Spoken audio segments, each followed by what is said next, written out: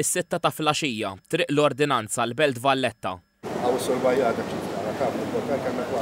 Qed nara ittra li ġiet mogħtija lilek fil-15 Lulju 24 fejn hija warning letter u anke saħansitra hemm impost fuqha il-multa li kemm wieħed jista' jeħel.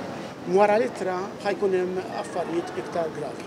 Fil-Belt infurzar fuq il-konċessjonijiet tal-imwejjed u s-siġġiet hawnhekk uffiċjali tal-awtoritajiet regolatorji wettqu azzjoni ta' nfurzar proprju fatt ta' stabbilimenti ġewwa l-Belt Valletta. L-azzjoni tal-4 filgħaxija saret minn uffiċjali tal-infurzar tal-Awtorità Maltija għat-Turiżmu u oħrajn mill-Awtorità tal-Artijiet. Wara l-instab l-istidien ta' xi stabbilimenti li jservu fuq barra baqgħu ipoġġu l-imwejjed u s-siġġiet fil-beraħ b'mod illegali. Ħabbera xejn, ma ġejniex għal wieħed, ġejna għal kulħadd. L-ordnijiet għal kulħadd. Imwejjed u s-siġġiet għal kulħadd.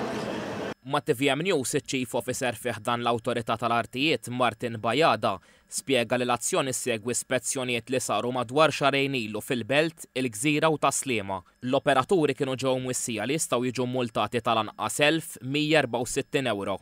Ġbarna informazzjoni tal-operaturi u tas-sidin li għandhom l-established, catering established u għal-fresko barra, ġifiri, u bdejna nikkomparjaw xem permessi, kulħadd irid jifhem illi irid ikun konformi mal-permessi kemm tagħna u kemm ta' entitajiet oħra u ovvjament arġajna dorna l dawk li ma kellhomx permess. Qednilhom ukoll x'għandhom jagħmlu.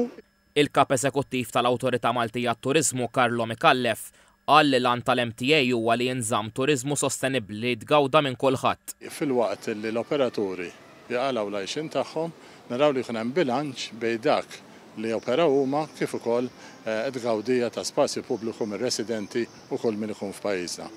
L-azzjoni biex ikun hemm aċċessibilità aħjar f'din it-triq saret b'koordinazzjoni mal-Pulizija.